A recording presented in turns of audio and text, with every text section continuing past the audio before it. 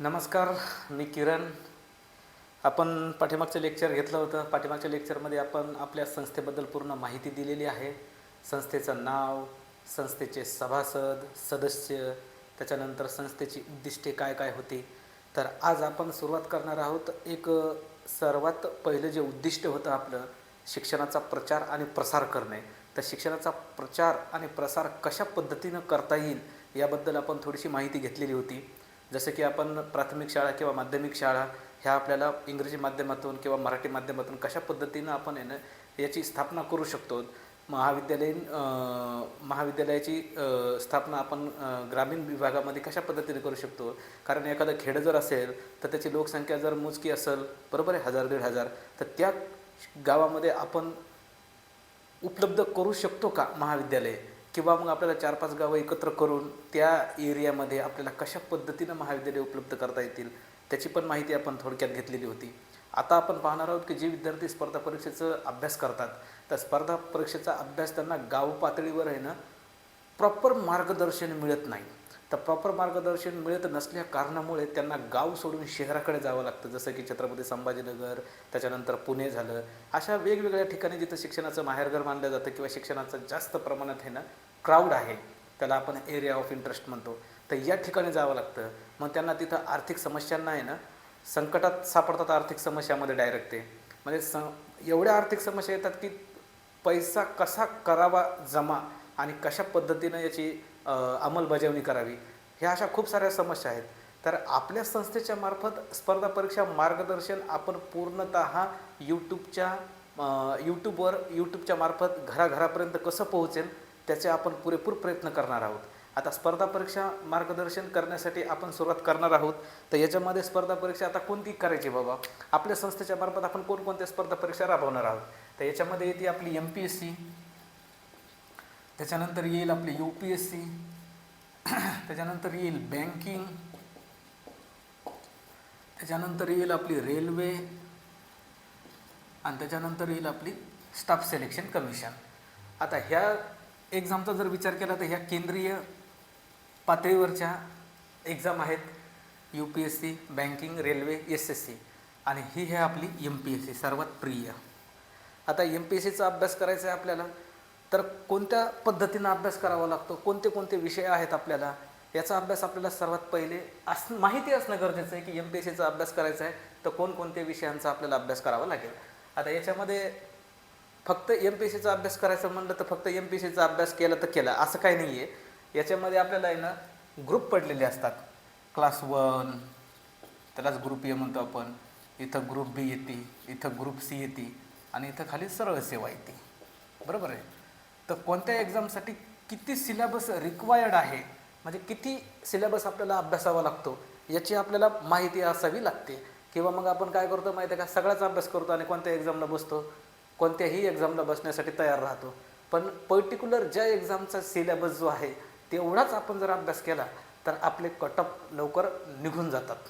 आता याच्यामध्ये बघा, MPSCचा अभ्यास करायचा आपल्याला, आपण पहिले फक्त MPSCचं पाहू, मग नंतर मी तुम्हाला याच्या बाबतीत थोडीफार माहिती देईल. आता MPSCचा अभ्यास करायचा आपल्याला तर कोणकोणते विषय आहेत बाबा, कोणकोणत्या विषयांचा अभ्यास करावा लागतो. आता याच्यामध्ये पहिला विषय घेऊ आपण, तो आहे इतिहास, बरोबर आहे. आता इतिहासाची माहिती घ्यायची आपल्याला. तर आता इतिहास किती प्रकारचे आहे त्याच्यामध्ये बघा, पहिला येतो जगाचा इतिहास, बरोबर आहे. त्याच्यानंतर येतो भारताचा प्राचीन इतिहास,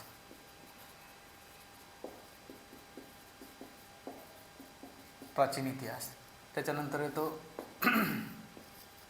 भारताचा आधुनिक इतिहास. इथं मध्ययुगीन घ्यायला पाहिजे होतं, ठीक आहे, चालतं, काय हरकत नाही. आता इथे येते मध्ययुगीन इतिहास. आता त्याच्यानंतरचा दुसरा सब्जेक्ट घेतला आपण तर याच्यामध्ये येतो भूगोल, बरोबर आहे. आता भूगोलचा अभ्यास करायचा आहे, त्याच्यामध्ये काय काय येतं, जगाचा भूगोल, बरोबर आहे. त्याच्यानंतर येते भारताचा भूगोल. आपण कुठं राहतो, महाराष्ट्रात राहतो, म्हणजे आपल्याला महाराष्ट्राचा भूगोल माहिती असणं आवश्यक आहे. जर समजा इथं एखादा दुसरा व्यक्ती असला असता दुसऱ्या राज्याचा, राजस्थान, गुजरात, त्यानं गुजरातचा भूगोलाची माहिती घेतली असती. प्रादेशिक पातळीवर आपण महाराष्ट्राचे आहेत, आपल्याला महाराष्ट्राचा अभ्यास असणं गरजेचं आहे.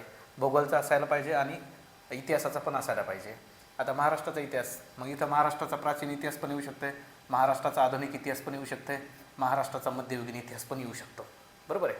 आता त्याच्यानंतर घेऊ आपण अर्थशास्त्र. अर्थशास्त्रामध्ये काय करावं लागेल आपल्याला, इथं येते मायक्रो इकॉनॉमिक्स, इथं येते मॅक्रो इकॉनॉमिक्स आणि इथे भारतीय अर्थव्यवस्था. अर्थव्यवस्था हे झाले याचे 3 पार्ट, 1, 2 आणि 3. याचे झाले 3 आणि याचे झाले आपल्याला 4. हा थोडासा वास्ट आहे, खूप मोठा सिलेबस आहे इतिहासाचा, सांगतो मी नंतर. त्याच्यानंतर काय येईल इथं, आपलं येईल इथं राज्यशास्त्र. राज्यशास्त्रामध्ये आपल्याला काय काय पाहायचं आहे, तर राज्यशास्त्रामध्ये आपल्याला 2 पार्ट पडतात आपले. त्याच्यामध्ये एक इथं भारतीय राज्यघटना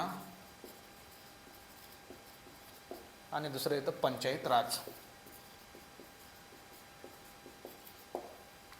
बरोबर आहे. त्याच्यानंतर येऊ आपण कुठं, विज्ञानमध्ये. आता विज्ञानमध्ये काय काय येतं, विज्ञानमध्ये पहिलं येतं रसायनशास्त्र, त्याच्यानंतर येतं जीवशास्त्र, त्याच्यानंतर येतं वनस्पतीशास्त्र, त्याच्यानंतर येतं भौतिकशास्त्र, त्याच्यानंतर येतं आरोग्यशास्त्र. हा खास विचारला जाणारे प्रश्न आरोग्यशास्त्रावर, सगळे विटॅमिन, आजार काय काय आहेत तिथं. कोणता राहिला आता, इतिहास झालं, भूगोल झालं, अर्थशास्त्र झालं, राज्यशास्त्र झालं, विज्ञान झालं. त्याच्यानंतर इथं पर्यावरण, बरोबर आहे, पर्यावरण.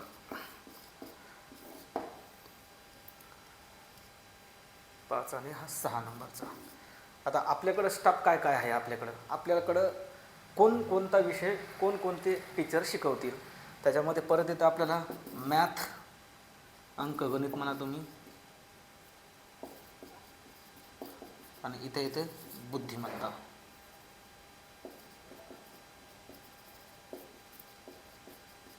अंकगणित आणि बुद्धिमत्ता, बरोबर आहे. आता याच्यामध्ये अंकगणित झालं, बुद्धिमत्ता झालं, हे जे टॉप लेवलचे विषय आहेत याचा तर मला अभ्यास तर करावाच लागेल. त्याच्यानंतर येते याच्यामध्ये चालू घडामोडी म्हणून एक येईल. आता चालू घडामोडीचा अभ्यास कसा करायचा ते पण सांगतो. चालू घडामोडीचा अभ्यास कसा करायचा ते पण सांगतो मी तुम्हाला. आता इथे इतिहास आहे, इतिहासासाठी आपल्याकडे कोण कोण आहेत. आता इथं अंकगणित आणि बुद्धिमत्तासाठी आपल्याकडे टीचर कोण आहेत, तर हे दोन्ही पण आहे ना प्रोबेशनरी ऑफिसर आहेत बँकेमध्ये. एक आहे युको बँकमध्ये आणि एक आहे सेंट्रल बँक ऑफ इंडियामध्ये. त्याच्यानंतर आपल्याकडे एक इंग्लिश पण आहे. जे सब्जेक्ट बेसिक आहे त्या सगळे सब्जेक्टची माहिती घेणार आहोत आपण. इथे येतील आपल्याला प्राजक्ता मॅडम स्पेशल इंग्लिशसाठी. त्याच्यानंतर इथं वनस्पतीशास्त्रासाठी येतील वंदना मॅडम. त्याच्यानंतर इथं विज्ञानासाठी येतील महेश सर. त्याच्यानंतर रसायनशास्त्रासाठी येतील शैलेश सर. जीवशास्त्रासाठी येतील वैद्य सर. भौतिकशास्त्रासाठी येतील ऋषी सर. त्याच्यानंतर इकडे इतिहासासाठी, आता इतिहासासाठी याच्यामध्ये 2 पार्ट पडणार आहेत आपले.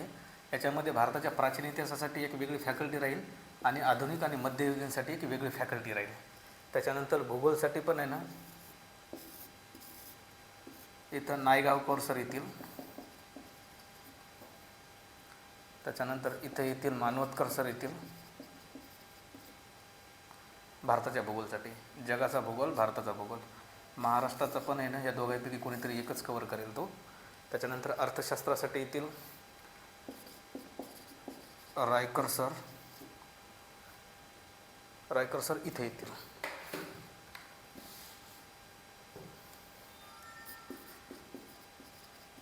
रायकर सर. आणि राज्यशास्त्रासाठी येईल तुम्हाला मी, पंचायत राज आणि राज्यशास्त्र.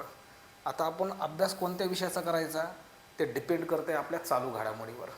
चालू घडामोडीचा अभ्यास करण्यासाठी आपल्याला करावं लागतं तब्बल 18 महिन्याचा अभ्यास. पाठीमागच्या 18 महिन्यात कोणकोणत्या घडामोडी झालेल्या येतात. मग त्याच्यामध्ये घडामोडी कोणकोणत्या येणार, तर त्याच्यामध्ये इतिहासाच्या पण घडामोडी येणार, त्याच्यामध्ये परत कोणत्या भूगोलाच्या पण घडामोडी येणार, त्याच्यामध्ये परत अर्थशास्त्राच्या पण घडामोडी येणार, राज्यशास्त्राच्या पण घडामोडी येणार आणि विज्ञानाच्या पण घडामोडी येणार. आणि याच्यामध्ये सगळ्यात जास्त इम्पॉर्टंट आहे आरोग्यशास्त्र, पर्यावरण आणि भूगोल. हे जे स्टार केलेले सब्जेक्ट आहे त्याच्यावर जास्त फोकस द्यावा लागतो. एक पर्यावरण, त्याच्यानंतर भूगोल आणि हे सायन्स अँड टेक्नॉलॉजी. हे पूर्ण सगळ्यात जास्त पेपर सेट याच्यावरच होतो. आणि हे मार्क म्हणजे ना हातचे मार्क असतात. इकडं तुम्ही कितीही इतिहास रीड केला, सगळ्याला सगळा पाठच होईल सांगता येत नाही. अर्थशास्त्र सगळ्याला सगळं पाठ होईल सांगताच येत नाही. त्याच्यामुळे हे जे सब्जेक्ट आहेत, राज्यशास्त्र, चालू घडामोडी, हे सगळे सब्जेक्ट डिपेंड आहेत ह्या चालू घडामोडीवर. चालू घडामोडीचा अभ्यास तुम्ही किती अलर्टपणे करता, किती अपडेटेड आहेत तुम्ही, त्याच्यावर डिपेंड करतं की याचा म्हणजे किती अभ्यास करायचा आहे. घेतलं बुक सगळं वाचत बसायचं का नाही. कंटेंट असे पाहिजे आपल्याला की नीड ऑफ एक्झाम. मग जोपर्यंत आपण आहे ना चालू घडामोडीचा अभ्यास करत नाही तोपर्यंत आपल्याला कळणार नाही की आपण कोणत्या विषयाचं कोणतं कंटेंट आपण रीड करणं गरजेचं आहे. आता हेच झालं याच्यामध्ये, हे झाले आपल्या सब्जेक्टचे इन्फॉर्मेशन पूर्ण. आता सब्जेक्टची इन्फॉर्मेशन तर झाली, पण आता सध्याला आपल्याकडे कोणत्या कोणत्या एक्झाम चालू आहेत आणि येणाऱ्या एक्झाम कोणत्या कोणत्या आहेत त्याची थोडक्यात माहिती घेऊ आपण. सध्या करंटला सिच्युएशन कोणत्या एक्झामची चालू आहे आपली, पोलीस भरती. मग पोलीस भरतीसाठी आपल्याला काय करावं लागतं. पोलीस भरतीसाठी आपल्याकडं मराठी विषय असतो, त्याच्यानंतर अंकगणित असतो, बुद्धिमत्ता असतो आणि GK-GS असते. तर GK-GS मराठी, त्याच्यानंतर अंकगणित, बुद्धिमत्ता. आता याच्यासाठी जर आपल्याला अभ्यास करायचा असेल तर GK-GSचे 25 मार्क आहेत आपल्याला. आता इथे येईल आपली पोलीस भरती, बरोबर आहे, पोलीस भरती. त्याच्यानंतर इथे येते वनरक्षक, त्याच्यानंतर इथे येईल तलाठी भरती, त्याच्यानंतर येईल आपली ग्रामसेवक भरती, बरोबर आहे. आता याच्यासाठी कॉमन सिलेबस काय आहे, मराठी, इंग्लिश,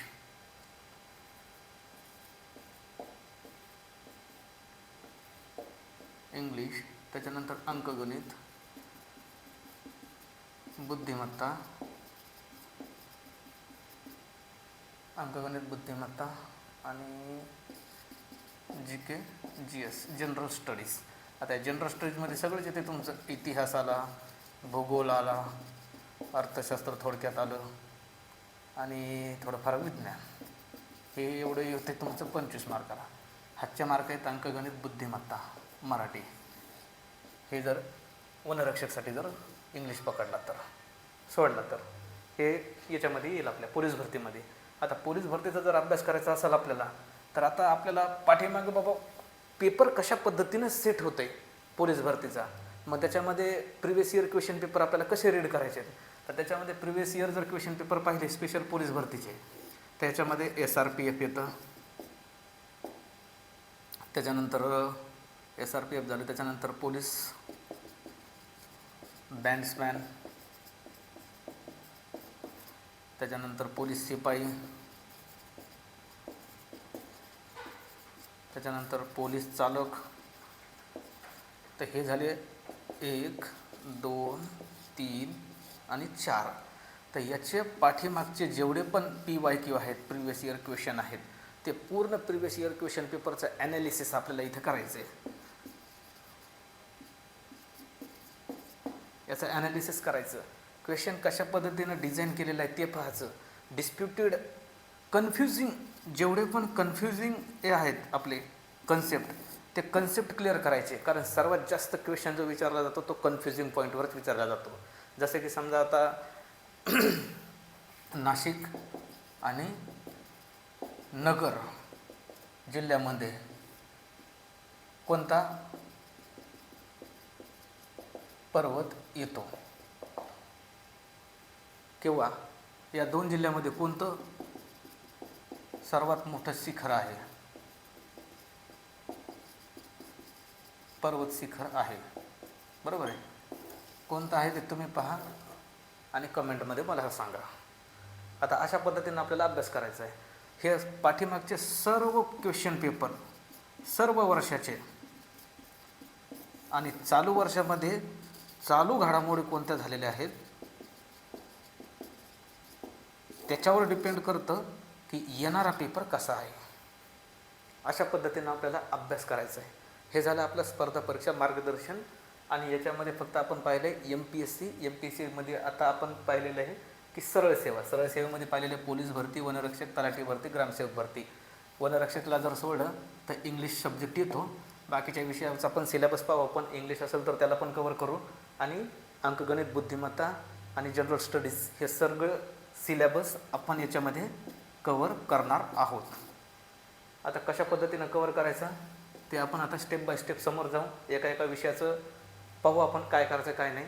आणि या सर्व गोष्टींना जर अडचण येत असेल तर सगळ्यात पहिले आपण काय करू माहिती आहे का, एक शॉर्ट ट्रिक्स नावाची सिरीज आहे आपली. ही आपण सगळ्यात पहिले यूट्यूबला अपलोड करून देऊ. पण ही तेव्हाच समजणार ज्यावेळेस तुमचं बेसिक कवर झालेलं आहे. या सगळ्या सब्जेक्टच्या आपल्याकडे सगळ्यात शॉर्टकट ट्रिक्स आहेत. त्याच्यामध्ये तुमचा इतिहास आहे, इतिहासाच्या पण शॉर्ट ट्रिक्स आहेत, भूगोलाच्या आहेत, अर्थशास्त्राच्या आहेत, विज्ञानाच्या पण आहेत, त्याच्यामध्ये राज्यशास्त्राच्या पण आहेत, राज्यशास्त्राच्या सुद्धा आहेत. तर या सर्व शॉर्टकट ट्रिक्स असल्या कारणामुळे टेन्शन घ्यायचं नाही. ज्या डिस्प्युटेड कंटेंट आहेत, जिथं कन्फ्युजिंग कंटेंट आहेत, त्या सगळ्या जागेवर आपण आहे ना शॉर्ट ट्रिक्स बनवलेले आहेत आणि एकदम गावठी लँग्वेजमध्ये तुम्हाला समजेल अशा पद्धतीनं.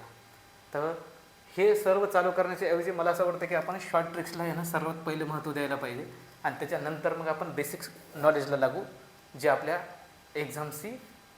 एक्झामला आपल्या आवश्यक आहे. तर करू आपण उद्या ज्यावेळेस आपण ऑनलाईन येतो त्यावेळेस सांगतो मी तुम्हाला की सुरुवात कशा पद्धतीने करायची आहे. तर आज आपण इथं थांबू. धन्यवाद.